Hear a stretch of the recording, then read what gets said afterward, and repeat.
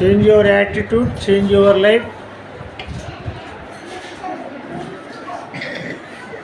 చూడరా, మీకు ఇక్కడ స్మాల్ లెటర్స్ను బోర్డు పైన అనాలిసిస్ చేయడం జరిగింది.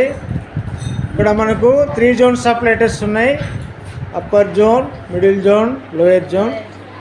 ఇట్లా మనం A to Z వరకు మనం జోన్స్ వైజ్గా మనం లెటర్స్ను మనం అనాలిసిస్ చేస్తూ ప్రాక్టీస్ చేస్తున్నాం.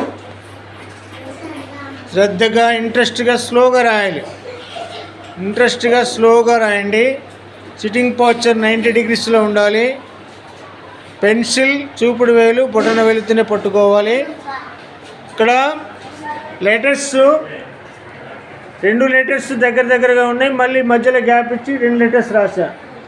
ఆ 2 లెటర్స్ దగ్గర ఉన్న వాటి లెటర్స్ను దూరం చేయకుండా మామూలు దగ్గరగా ఉండాలి.